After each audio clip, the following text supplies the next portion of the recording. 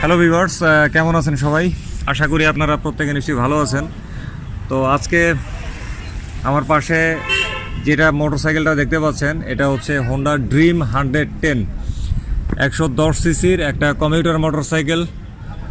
আর আমার পাশে আরেকজনকে দেখতে পাচ্ছেন, তিনি হচ্ছেন এই ড্রিম 110-এর মালিক গোলাম মর্তুজা অন্তু ভাই।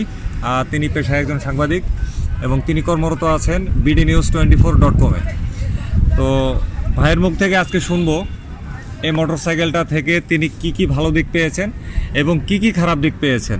আর ঠিক এই মোটরসাইকেলটা দিয়ে কিন্তু এর আগে আমি মাইলেজ টেস্টের ভিডিও বানিয়েছি এবং এটা চালাতে আমার কাছে কেমন লেগেছে সেটা খুব সংক্ষেপে ভালো এবং মন্দ দিক আকারে বলেছি।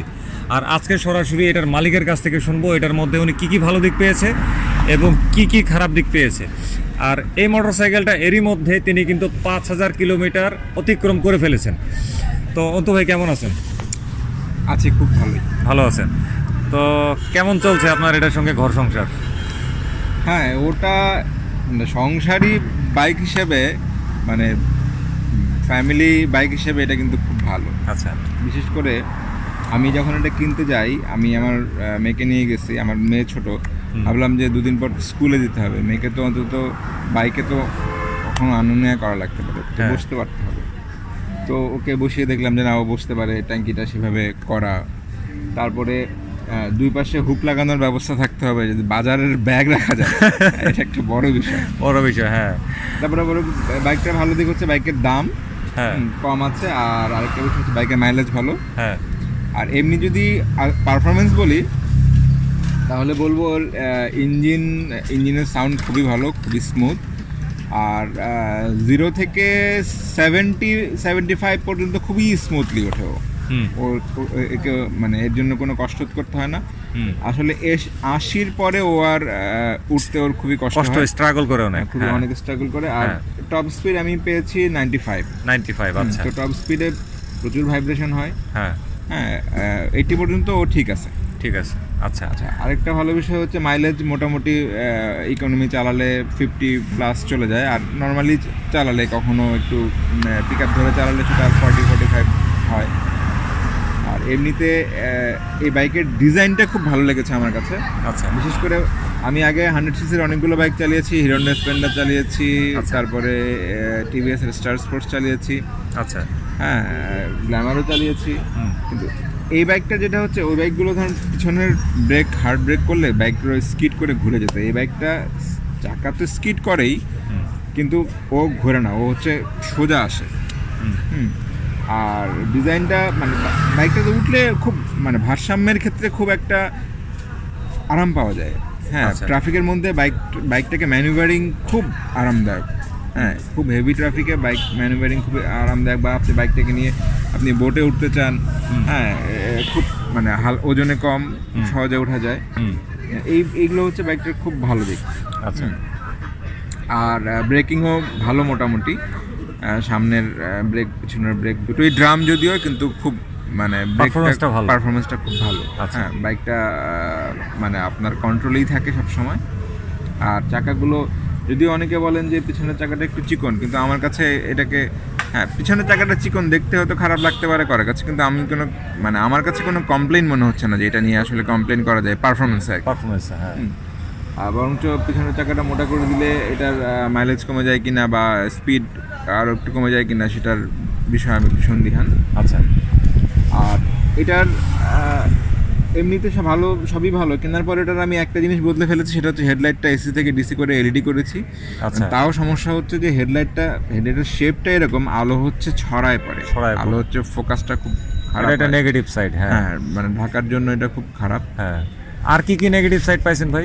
এটার ব্যাটারিটা খুবই ছোট, জানেন। আচ্ছা, হ্যাঁ, আর একটু বড় ব্যাটারি দিতে পারতো ওরা। আর এটাতে অটো হেডলাইট করা ছিল। অটো হেডলাইট আমাদের মতো দেশগুলোতে আসলে এই প্রযুক্তিটা কতখানি প্রয়োজনীয় সে নিয়েও আমি মানে সবসময় সন্দেহ প্রকাশ করি। সেটাকে আমাদের এখানে ঢাকার যারা বাইক চালান, প্রত্যেক বাইকার কিন্তু এই অটো হেডলাইট খুলে একটা করে সুইচ লাগিয়ে ফেলেন। এটা আবার নতুন বাইকের মধ্যে এই ওয়্যারিংয়ে কাটাছেঁড়া করতে কিন্তু ভালো লাগে না, কিন্তু বাইক কোম্পানিগুলো কি বুঝে এটাতে আমি ঠিক জানি না, এটা হয়তো তাদের কোনো বাধ্যবাধকতা থাকে কি না। এটার ওয়্যারিং কাটাছেঁড়া করতে হয়, সুইচ লাগাতে হয়, সুইচগুলো ভালো কাজ করে না। আমি ওই 5000 কিলোমিটারে অলরেডি এটা আমার দ্বিতীয় সুইচ, প্রথম সুইচটা প্রথম দিনই নষ্ট হয়ে গেছে, কাজ করে না।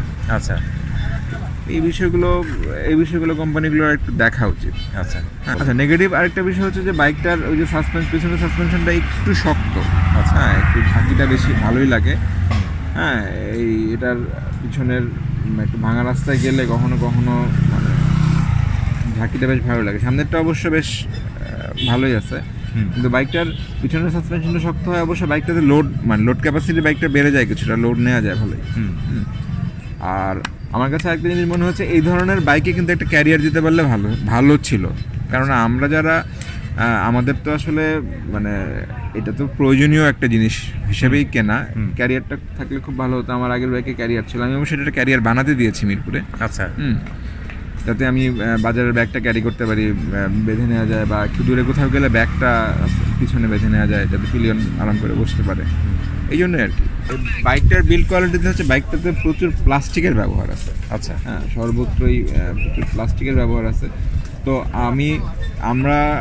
আমি বেসিক্যালি বড় হয়েছি জাপানি বাইক চালিয়ে। হ্যাঁ, তো রাস্তাঘাটে বাসের হেল্পাররা যখন বলে বামে প্লাস্টিক, হ্যাঁ, তখন নিশ্চয়ই গাড়ির ড্রাইভার বা ওনাররা একটু অপমানিত বোধ করে। আমার এটার মধ্যে প্রচুর প্লাস্টিক। না, আপনি যেহেতু জাপানি বাইক চালাইছেন, হাতে ঘুরে আপনার জাপানি বাইক দিয়ে একদিন শেয়ার করছিলেন, সুতরাং এটা আপনার কাছে প্লাস্টিকই লাগবে। টাইপ অফ ভাগ্য ভালো বেলুন বলেন নাই। না, এটা আর কি। তো ওভারঅল আপনি এটা নিয়ে কি হ্যাপি না আনহ্যাপি, মানে আপনার স্যাটিসফ্যাকশনের জায়গাটা? Overall satisfied. একটা বিষয় হচ্ছে যে এটার ইঞ্জিন পাওয়ার বলা আছে মানে 8.2 বা 8.4 বিএইচপি। তো আমার কাছে আমার মনে হয় এটা আরও কম, আমার কাছে এটাকে খুব কম মনে হয়। পাওয়ারটা আরেকটু বেশি দিলেই পারতো, বিশেষ করে হাইওয়েতে গেলে, একটু ঢাকার বাইরে যেতে চাইলে। আমি এই যে সেদিন ফেরি ডুবলো, আমি গেলাম পাটুরিয়ায়, পাওয়ারটা আসলে অনেক কম দেয়। ওর স্পিড উঠতে হাইওয়েতে মানে খুব সাবধানে চালাতে হয় আর কি। তখন আর স্পিড কমিয়ে এক পাশ দিয়ে চালাতে হয়। এটা হচ্ছে এটার একটা বড় সমস্যা। আসলে অল্প সিসির বাইক তো এটা আসলে হাইওয়ে ফ্রেন্ডলি না আর কি।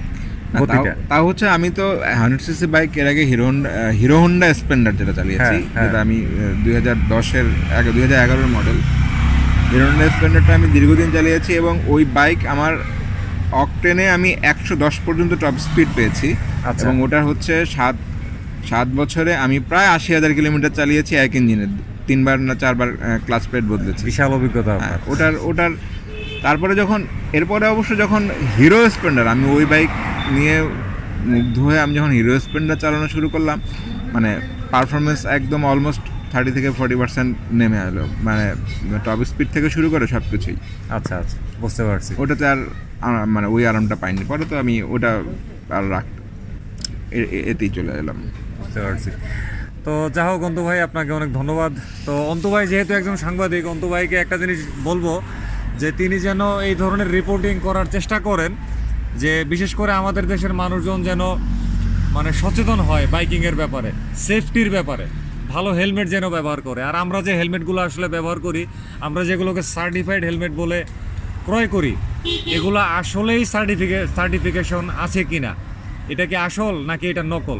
এটা আসল হলে এটা কারা আমাদের কাছে দিচ্ছে আসল বলে, আর কারা নকলটাকে আসল বলে আমাদের কাছে দিচ্ছে, এ হচ্ছে ব্যাপার। মানে এগুলো একটু জাস্টিফাই করা। কারণ আমাদের দেশে তো আসলে নকলের সয়লাভ, সব কিছুতেই নকলের সয়লাভ। আসলেই আমরা বাইকিংয়ে যে সমস্ত জিনিসপত্র ব্যবহার করি সেগুলো আসল নাকি নকল, এ হচ্ছে ব্যাপার। তাছাড়া আরও অনেক বিষয়াদি আছে। তো অন্তু ভাই নিজে যেহেতু একজন বাইকার, সুতরাং ওনার ব্রেনে কিন্তু এগুলো সহজে ক্যাচ করবে। আর আমি তো আছি, অনেক কিছু ওনার সঙ্গে শেয়ার করব, উনি প্রয়োজন মনে করলে রিপোর্ট করবেন। আজকের মতো তাহলে এই ব্লগটা এখানে শেষ করে দিচ্ছি। সামনে আবারও আসবো অন্য কোনো ভিডিওতে। সে পর্যন্ত সবাই ভালো থাকবেন। খোদা হাফেজ।